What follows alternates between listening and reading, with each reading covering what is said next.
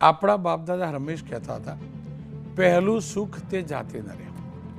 આપણે સુખ બીજું ગણવા લાગ્યા, ભૌતિક સુખની પાછળ દોડવા લાગ્યા, શારીરિક શ્રમ ઓછો કરવા લાગ્યા, ખાનપાનની આદતો ખરાબ થઈ અને એ જ કારણ છે કે મેદસ્વીતા વધવા લાગી છે. મેદસ્વીતા એ હદ સુધી વધી રહી છે ને ખાસ કરીને આપણા પ્રદેશના લોકોમાં, જેના કારણે આપણી સરકારે એની ચિંતા કરવી પડી છે. અને આપણી સરકાર એટલે કે ગુજરાતની સરકાર સ્વસ્થ ગુજરાત, મેદસ્વીતા મુક્ત ગુજરાતનું અભિયાન આજે લોન્ચ કર્યું છે. રાજ્ય વિધાનસભાની અંદર ખુદ મુખ્યમંત્રીએ આ અભિયાનને લોન્ચ કરવાની વાત કરી છે. જો કે તેની પ્રેરણા પ્રધાનમંત્રી નરેન્દ્રભાઈ મોદીના મન કી બાતના તાજેતરના એપિસોડમાંથી મળી છે. અને એટલે જ આ અભિયાનમાં સાથ આપવા માટે મુખ્યમંત્રીએ જનપ્રતિનિધિઓ, નાગરિકો તમામને સહકાર માટે અપીલ પણ કરી છે. ખેર, નરેન્દ્રભાઈ મોદીએ શું કહ્યું હતું પહેલાં એ સાંભળી લઈએ. अपने खान पान में छोटे छोटे बदलाव करके हम हमारे फ्यूचर को स्ट्रॉन्गर, फिटर और डिसीज फ्री बना सकते हैं. इसलिए हमें बिना देर किए इस दिशा में प्रयास बढ़ाने होंगे. इसे अपने जीवन में उतारना होगा. हम सब मिलकर इसे खेल खेल में बहुत प्रभावी रूप से कर सकते हैं. जैसे मैं आज मन की बात के इस एपिसोड के बाद 10 लोगों को आग्रह करूंगा, चैलेंज करूंगा कि क्या वो अपने खाने में ऑयल को 10% कम कर सकते हैं. और साथ ही उनसे ये आग्रह भी करूंगा कि वो आगे नए 10 लोगों को ऐसा ही चैलेंज दे. मुझे विश्वास है इससे ओबेसिटी से लड़ने में बहुत मदद मिलेगी. મેદસ્વીતા મુક્ત ગુજરાત માટે મુખ્યમંત્રીએ ગૃહમાં શું કહ્યું એ સાંભળી લઈએ. આજે વિશ્વ મેદસ્વીતા દિવસ પણ છે. ત્યારે આ સન્માનીય સભાગૃહને જણાવવા માંગુ છું કે મારી સરકાર રાજ્યમાં સમગ્ર વર્ષ દરમિયાન અનેક કાર્યક્રમોના આયોજન દ્વારા નાગરિકોની મેદસ્વીતા કેવી રીતે ઓછી કરી શકાય તે માટે અભિયાન ચલાવશે. આપણે જાણીએ છીએ કે આધુનિક જીવનમાં જો નાગરિકો પોતાના સ્વાસ્થ્ય વિશે ધ્યાન નહીં રાખે તો આરોગ્યના ગંભીર પ્રશ્નો સર્જાય એવી શક્યતા છે. ગુજરાતમાં કહેવત છે કે પહેલું સુખ તે જાતે નર્યા. અમે નાગરિકોને એમના સ્વાસ્થ્યની જાગૃતિ માટે પ્રોત્સાહન આપીને તેમની મેદસ્વીતાના નિયંત્રણ માટે પ્રેરિત કરવાના છીએ. આ ચિંતા તમામની છે. મારી પણ સમસ્યા છે. મારા પણ બ્લેઝર થતા નહોતા. છેલ્લા 6 મહિનામાં મેં પણ એ રિયલાઇઝ કર્યું છે. ખેર, આપણને ક્યારેક કોઈ ડરાવતું નથી ત્યાં સુધી આપણે સુધરતા નથી. મારી સાથે ડૉક્ટર ઋચાબેન મહેતા જોડાયા છે. મેમ, આપની પાસે આવું ને એ પહેલાં અને આપની પાસે ઈલાજ શું હોઈ શકે જાણું એ પહેલાં મેદસ્વીતાપણાથી કેટલી તકલીફ થઈ શકે છે ને એ લોકોના દિમાગમાં પહોંચાડવું જરૂરી છે. મારી સાથે ડૉક્ટર તુષારભાઈ જોડાયા છે, પૂર્વ અધ્યક્ષ છે એમના. ડૉક્ટર સાહેબ, કેટલી તકલીફ થાય છે ઓબેસિટીના કારણે? જે આજે માનનીય મુખ્યમંત્રીશ્રીએ જે નિર્ણય લીધો વિશ્વ નો ઓબેસિટી ડે દિનના દિવસે કે એ મેદસ્વીતા આપણા નાગરિકોમાં ઘટાડવા, આપણે એક જે આ માટેનો એક નેશનલ ફેમિલી હેલ્થ સર્વે થયો હતો 2019 અને 21માં. તેમાં 24% સ્ત્રીઓમાં મેદસ્વીતા જોવા મળી હતી અને પુરુષોમાં એ 23%. અને ગવર્મેન્ટના આંકડા પ્રમાણે આપણા ગુજરાતમાં લગભગ સ્ત્રીઓમાં 22.6% ગુજરાતમાં અને પુરુષોમાં 19.9%નું આ મેદસ્વીતાનું પ્રમાણ જોવા મળ્યું છે. એટલે એ ઘણું બધું વધારે પ્રમાણ કહેવાય. અને આ મેદસ્વીતાના કારણે મુખ્યત્વે જો રોગો થતા હોય તો એમાં આપણે બહુ જ કોમન જોઈએ છીએ કે હાર્ટ ડિસીઝ. આપણે અત્યારે યંગ કાર્ડિયાક એરેસ્ટ આપણે 2 વર્ષ પહેલાં આપણે ઘણા બધા એપિસોડ્સ પણ કર્યા અને આ ટીવીના માધ્યમથી આપણે લોકોમાં સતત જાગૃતતા લાવવાનો પ્રયત્ન કર્યો હતો કે હાર્ટ એટેક કેમ આવે છે. અને એ હાર્ટ એટેક થવાનું એક રીઝન એ આ છે. એના સાથે લાઇફસ્ટાઇલના ડિસીઝીસ જેવા કે બ્લડ પ્રેશર્સ. અત્યારે તમે જોઈએ તો નાના લોકો 18 વર્ષના ને 18 વર્ષથી ઉપરના લોકોને પણ બ્લડ પ્રેશર આવી જાય છે. ડાયાબિટીસ, ટાઈપ 2 ડાયાબિટીસ, રૂચાબેન પણ કહેશે કે ડાયાબિટીસમાં તે ઘણી બધી પ્રેક્ટિસ કરી રહ્યા છે. એ ડાયાબિટીસ, એની સાથે સાથે હાર્ટ એટેક અને બીજો મેદસ્વીતા પ્રમાણના સ્ટ્રોક, બ્રેઇન સ્ટ્રોક આવવાનું રીઝન પણ એ જ છે કે કોલેસ્ટ્રોલ વધી જાય. કારણ કે આમાં જે મેદસ્વીતા લોકોમાં જે ખરાબ પ્રકારનું કોલેસ્ટ્રોલ, જે LDL કોલેસ્ટ્રોલ હોય છે એનું પ્રમાણ ઘણું બધું વધારે રહે છે અને એના કારણે નળીઓ બ્લોક થવાના ચાન્સીસ રહે છે અને એના કારણે બ્રેઇન સ્ટ્રોક આવવાની શક્યતાઓ રહેલી હોય છે. એની સાથે સાથે જ્યારે મેદસ્વીતા હોય છે ત્યારે આપણને જેમ કે ફેફસાના રોગોમાં શ્વાસ ચડતો હોય છે.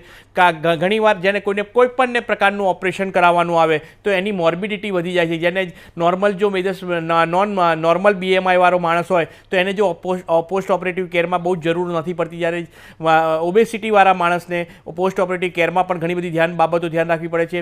અમારામાં જ્યારે જો રેસ્પિરેટરી ડિસઓર્ડર્સ જોઈએ તો સ્લીપ એપનિયા સિન્ડ્રોમ નામનો એક રોગ થાય છે કે જેમાં તમે બેઠા સૂઈ જાઓ છો અને તમે કાર ચલાવતા એક્સિડન્ટનું પ્રમાણ વધી જાય છે આ પ્રકારના રોગથી. મેદસ્વીતાથી એક આપણે જોઈએ છીએ કે અત્યારે જે સાંધાઓ બદલવામાં વધારે પડતા આવતા હોય છે એનાથી ઓસ્ટિયો આર્થરાઇટિસનું પ્રમાણ પણ વધતું હોય છે અને સાંધાઓનું પણ સાંધા જે ની રિપ્લેસમેન્ટ કરવા પડે છે એ પણ એક રિલેટેડ મેદસ્વીતા રિલેટેડ. એટલે આ જુદા ડિસીઝો એ મેદસ્વીતા રિલેટેડ છે. એને કંટ્રોલ કરવા અને હાલમાં જે બધા નાના બાળકો અને નાના છોકરાઓ જે જંક ફૂડ તરફ જઈ રહ્યા છે એના કારણે આ બધા રોગનું પ્રમાણો વધતા જાય છે. ડૉક્ટર સાહેબ, આ પેટ એટલે દૂધ વધવી, ફાંદ વધવી એ જ મેદસ્વીતાના નિશાની છે કે એ સિવાય પણ ગણી શકાય? ના, દૂધ વધવી કે ફાઇલ વધવી નહીં, પણ એ body mass index BMI index ઉપર આ મેદસ્વીતાનું પ્રમાણ નક્કી કરવામાં આવે છે. જેનું ડિટેલમાં આપણે કદાચ આ રૂચાબેન જે આપણી જોડે એન્ડોક્રાઇનોલોજીસ્ટ છે એ વધારે કહી શકે. બોડી માસ ઇન્ડેક્સ કે નોર્મલી આપણો બોડી માસ ઇન્ડેક્સ છે એ 18થી ઓછો હોવો જોઈએ. જે 18થી 25ની વચ્ચે હોય તો એ નોર્મલ બોડી BMI હોય છે અને 25થી વધારે હોય ત્યારે એને મેદસ્વીતા કરવામાં આવે છે. એટલે બોડી માસ ઇન્ડેક્સ એ છે એ માણસનું વજન અને હાઇટ ઉપરથી નક્કી કરવામાં, હાઇટ મીટર સ્ક્વેર ઉપરથી નક્કી કરવામાં આવે છે અને એના ઉપરથી મેદસ્વીતા નક્કી કરવામાં આવતી હોય છે. ડૉક્ટર રૂચા મેમ, આપની પાસેથી જાણવું છે, બે વાતો જાણવી છે. એક તો મેદસ્વીતા ન થાય એ માટે શું ધ્યાન રાખવું જોઈએ અને કોઈ આનો શિકાર થઈ ગયું હોય તો એને શું ધ્યાન રાખવું જોઈએ?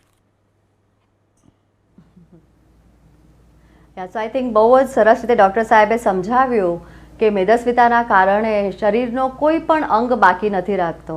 અને અમે શીખવાડીએ ત્યારે સ્ટુડન્ટ્સને એવું જ કહીએ છીએ ને લોકોને, પેશન્ટ્સને બી, કે ઓબિસિટી એ નવું ડાયાબિટીસ છે, કે મેદસ્વીતા છે એ જ હવે ડાયાબિટીસ છે એમ માનવું જોઈએ. એન્ડ ઓબિસિટીના કારણે, મેદસ્વીતાના કારણે આપણા ઉપરથી બ્રેનથી લઈને નીચે સુધી, ફીટ સુધી કોઈ બી ઓર્ગન છોડવામાં આવતું નથી. એટલે ઓબિસિટી is the mother of all disease, આપણે એવું કહી શકીએ. હવે આને જે રીતે કહીએ કે BMI તરીકે આપણે માપીએ છીએ, પણ હું એવું માનું છું કે ખાસ કરીને આપણે ઇન્ડિયન લોકોની, આપણું જે સાઉથ એશિયન ઇન્ડિયન ફિનોટાઈપ આપણે કહીએ છીએ એમાં બહારથી તો આપણે બહુ પાતળા દેખાઈએ. એટલે જો આપણે ખાલી BMI તરફ ખેંચાઈશું તો આપણે ભૂલા પડીશું અને ડૉક્ટર તરીકે આપણે બહુ બધા પેશન્ટને અમે મિસ કરી દઈશું. એટલે ઇન્ડિયન ક્રાઇટેરિયા વિશ્વના ક્રાઇટેરિયા કરતાં BMI કટ ઓફમાં જુદું છે. જ્યારે કે બીજા બધા વર્લ્ડમાં આપણે BMIનું કટ ઓફ 27 ને એવું ગણીએ છીએ કિલોગ્રામ પર મીટર સ્ક્વેર, જે હાઇટ ને વેઇટનો રેશિયો છે, ત્યારે ઇન્ડિયન લોકોમાં આપણે 25ની ઉપર એને ઓબેસિટી ગણવા માંડીએ છીએ. એટલે આ શેના માટે નક્કી થયું હતું? કારણ કે આપણામાં ઓર્ગન્સમાં ને ચરબીનો ભાગ એટલે ફેટનેસ રેશિયો વધારે છે. હવે આનાથી કેવી રીતે બચીને રહેવું, એટલે મેદસ્વીતા કેમ થાય છે? ડૉક્ટર સાહેબે વાત કરી જંક ફૂડ છે કે આપણે બહુ જ બધું બહારનું ફૂડ ખાઈએ કે એક્સેસમાં કેલરી ઇન્ટેક કરીએ. સો એક છે કે કેલરીનું પ્રમાણ વધારે લેવું અને બીજી બાજુ કે આપણે કેલરી બર્ન નથી કરતા. એટલે જે સેડેન્ટરી લાઇફસ્ટાઇલ, ફિઝિકલ એક્ટિવિટી નહીં કરવી, સ્ક્રીન ટાઈમ, ટીવી સામે જો બેઠા રહેવું કે ફોન સામે બેઠા રહેવું, એટલે એ કેલરી ઇમ્બેલેન્સ સૌથી મોટું અગત્યની વસ્તુ છે. બીજું છે જે આપણે નરેન્દ્ર મોદી સાહેબે, આપણા પ્રાઇમ મિનિસ્ટરે કહ્યું છે કે આપણે ઓઇલ કન્ઝમ્પશન ઓછું કરવું. એટલે એમને એવું નથી કીધું કે પૂરેપૂરું બંધ કરવું, 10% ઓછું કરવાનું છે. પણ સાથે જે તમે વાંચશો તો એમાં એવું લખ્યું છે થોડા કમ, ખાલી ઓઇલ માટે નથી, શુગર અને સ્વીટ માટે અને સોલ્ટ માટે બી છે. એટલે we need to reduce all the 3 elements જે આપણા ફૂડમાં ઓબેસિટી વધારી શકે છે. હવે જે ઓબીસ સેલ, જે ચરબીનો સેલ આપણા શરીરમાં છે, તમે નહીં માનો પણ એનું પ્રમાણ લગભગ 30 થી 40% આપણા બોડી વેટ પ્રમાણે અમે જોઈએ છીએ અમારા પેશન્ટ્સમાં. એટલે તમે વિચાર કરી શકો છો કે આને કાઢવા માટે આપણે બહુ જ બધા પ્રયત્ન કરવા પડતા હોય છે. સૌથી અગત્યનું છે કે લાઇફસ્ટાઇલના કારણે થયું છે. ડેફિનેટલી જો તમારા ફેમિલીમાં કોઈ ઓબીસ હોય કે વજનનું માત્ર ચાલતું હોય તો આ જેનેટિક રીઝન્સ બી હોય છે અને અમુક જેનેટિક કન્ડિશન્સ પણ હોય છે. અમુક દવાઓ હોય છે જેમ કે સ્ટેરોઇડ્સ છે. જો સ્ટેરોઇડ્સ કોઈ કારણસર લેવી પડે તો એના કારણે પણ વજન વધતું હોય છે. બીજા અમુક હોર્મોનને લગતા રોગ છે જેમ કે થાઇરોઇડ છે. થાઇરોઇડનો રોગ કોઈને આવે તો બી આના કારણે વજન વધતું હોય છે. એટલે બહુ જ અગત્યની વાત છે કે ઓબેસિટીના ટ્રીટમેન્ટ પહેલાં આપણે એનું બરાબર રીતે ચેકઅપ કરાવવું જોઈએ આપણા ડૉક્ટર પાસે. હવે આ જો એકવાર તમને થઈ જાય તો એને મટાડવા માટે આપણે હેલ્ધી લાઇફસ્ટાઇલ અને એમાં બી એવી રીતે ડાયટ અને સ્પેસિફિક ન્યુટ્રિશન લેવું જોઈએ જેનાથી ફેટ લોસ થાય અને સ્નાયુનો ભાગ ઓછો ના થાય. એટલે આપણે ચરબીનો ભાગ ઓછો થવો જોઈએ, ના કે સ્નાયુનો ભાગ, કારણ કે મસલ બી એટલું જ અગત્યનું છે આપણી મેટાબોલિઝમ જાળવી રાખવા માટે. સેકન્ડલી, આજના જમાનામાં બહુ જ બધા ડાયટરી અપ્રોચીસ છે, બહુ બધી એક્સરસાઇઝ, જીમ, અને આજનું યંગ જનરેશન ખાસું અવેર થઈ ગયું છે, કોન્શિયસ થઈ ગયું છે. એટલે I am very happy to see કે અમારે ત્યાં બહુ બધા યંગસ્ટર્સ આવે છે ખાલી વેલનેસ માટે, હેલ્થ મેન્ટેનન્સ, વજન વધે એ પહેલાં પણ આવતા હોય છે. હવે જો વજન વધી જાય અને એના કારણે કોઈ રોગચાળા થાય તો આપણે એના માટે ડેફિનેટલી ઇન્વેસ્ટિગેશન, તપાસો કરીને એના માટે દવાઓ પણ ચાલુ કરતા હોઈએ છીએ. અત્યારે વિશ્વમાં જસ્ટ બિકોઝ આપણે ટોકમાં છે એટલે ખબર હોવી જોઈએ કે દવાઓ પણ મળે છે જેને આપણે GLP-1 એનાલોગ્સ કહેતા હોઈએ છીએ, જે હોર્મોનને રિલેટેડ દવાઓ છે, જે ઓરલ ટેબ્લેટ અને ઇન્જેક્શન્સના રૂપમાં મળે છે. એના ઇન્ગ્રીડિયન્ટમાં સેમાગ્લુટાઇડ, ડુલાગ્લુટાઇડ આપણે એવી વાત કરીએ છીએ, જે હોર્મોનલ રીતે આપણું વેટ લોસ કરવામાં મદદરૂપ થાય છે. અને જો પેશન્ટ લાઇફસ્ટાઇલ, દવા બધા જ આપણે ઉપાય કરી ચૂક્યા હોય એ છતાં બી વજન ના ઉતરે અને અમુક ગાઈડલાઇન પ્રમાણે એમના ક્રાઇટેરિયા આપણે બરાબર મીટ કરતા હોઈએ તો અમુક એવા પેશન્ટને અમે બેરિયાટ્રિક મેટાબોલિક સર્જરી માટે પણ રિફર કરતા હોઈએ છીએ જો જરૂર પડે તો. તો આવી રીતે આપણી પાસે હવે પહેલાં કરતાં વધુ ઘણા ઓપ્શન્સ વધી ગયા છે કે એવું જ નથી કે ખાલી બધાને સેમ ડાયટ આપવામાં આવે છે, બધાને સેમ એક્સરસાઇઝ આપવામાં આવે છે. એક્સરસાઇઝમાં બી એવું નથી કે બધાને દોડવા જવું પડે છે. તમે સ્ટ્રેન્થ ટ્રેનિંગ કરી શકો છો, તમે ઝુમ્બા કરી શકો છો, યોગા, મેડિટેશન, એ બધું કોમ્બિનેશનમાં આપણે પેશન્ટને આપતા હોઈએ છીએ. ડૉક્ટર મેમ, એક આસાન સવાલ હતો અને તમામના દિલ દિમાગમાં હશે. જો પહેલાં એવું કહેવામાં આવ્યું કે મેદો બહુ ખાવો નહીં, હમણાં લોકો એવું કહેવા લાગ્યા કે ઘઉંની રોટલી પણ નહીં ખાવાની. ખરેખર એવું હોય છે કે ઘઉંની રોટલી પણ નહીં ખાવાનું? એટલે પૂછું છું, આપણા બાપદાદા તો ઘઉંની રોટલી જ ખાઈને મોટા થયા.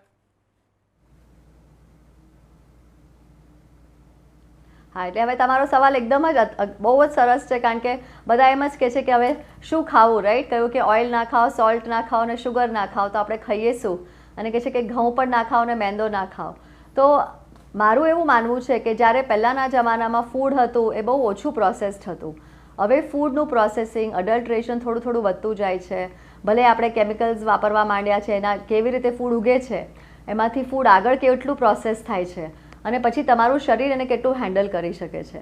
અને હવે અમે જોઈ રહ્યા છે કોઈ કારણસર ઘઉં ખાવાથી અમુક પેશન્ટમાં નથી સૂટ થતું, કે શુગર વધી જાય છે, વજન વધી જાય છે, અથવા પેટમાં નથી મજા આવતી. તો એવામાં આપણી પાસે ઘણા બધા આપણા દેશી ઉપચારો છે, જેમ કે બાજરો, જવાર, રાગી, બીજા પોઝિટિવ મિલેટ્સ છે જે આપણે મોદી સાહેબે જ અહીંયા પ્રમાણમાં આપણે વધાર્યા છે, કે કોડો, પ્રોસો, એ બધા આપણે મિલેટ્સ પણ વાપરી શકીએ છીએ. અને એટલે ઘઉં જ ખાવાનું જરૂરી નથી. અમુક ઘણા બધા ફૂડ્સ એવા છે જેનાથી શુગર બી નથી વધતી, ડાયાબિટીસ નથી વધતો અને વજન બી ઓછું વધે છે. એટલે વી પ્રિફર ટુ યુઝ એવા બધા હોલ ફૂડ્સ, અનપ્રોસેસ્ડ ફૂડ, અને બને ત્યાં સુધી આપણે પ્રોસેસ્ડ ફૂડને, ખાસ કરીને અલ્ટ્રા પ્રોસેસ્ડ ફૂડ જેમ કે ચિપ્સ છે, શુગર, સોડા, જંક ફૂડથી આપણે દૂર રહેવું જોઈએ. ડૉક્ટર મેમ, આપનો ખૂબ ખૂબ આભાર. તુષારભાઈ, છેલ્લો સવાલ આપની પાસેથી જ. સરકારે આ મુહિમ શરૂ તો કરી છે, આપણે લોકો પણ આ મુહિમ શરૂ કરીએ છીએ, હું પણ એનો શિકાર છું, મેં પણ ખાંડ ખાવાનું બંધ કરી દીધું. તમને લાગે છે કે આ જે શિખામણ કે આ મુહિમ છે એને આપણી માનસિકતા પ્રમાણે ગંભીરતાથી લઈશું, સુધરીશું? ચોક્કસ.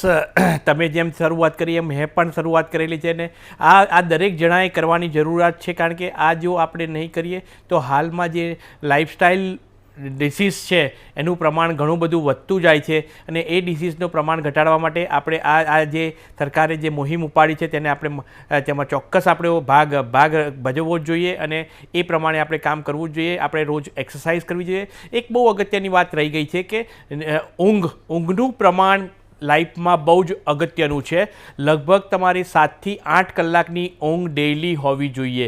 એનાથી પણ ઘણા બધા રોગોને આપણે ટાળી શકીએ છીએ. જો તમારી, કારણ કે હાલના સંજોગોમાં આપણે જોઈ રહ્યા છીએ કે લોકો જે મોબાઈલ અને OTT પ્લેટફોર્મ પર જે લોકો છોકરાઓ સરફેસિંગને એના કારણે રાતના મોડા સુધી ઊંઘતા નથી, એના કારણે પણ ઘણા બધા ડિસીઝ થઈ શકે છે. એટલે ઊંઘ ચોક્કસ પ્રમાણે લેવી જ જોઈએ. આપનો ખૂબ ખૂબ આભાર. ખેર ફરી એકવાર કહીશ, સરકારના અનેક અભિયાન કદાચ રાજકીય લાભ માટેના પણ હોય, પણ આ અભિયાન એવું છે આપણા પોતાના લાભ માટે છે. આપણે નહીં સુધરીએ તો આપણે જ હેરાન થઈશું. રહી વાત ઊંઘની, તો એ હકીકત છે આપણે તમામ લોકો રીલ જોવાના આદી થયા છીએ અને વારંવાર ડૉક્ટરોએ ચેતવ્યા પછી પણ આપણે મોડે સુધી આ જ કુટેવનો શિકાર બનીએ છીએ. આશા રાખું મારા સહિત તમામ મારા ગુજરાતીઓ રાજ્ય સરકારના આ અભિયાનમાં પોતાના સ્વાસ્થ્યના સ્વાર્થથી જોડાય અને આજથી જ એનો અમલ કરે.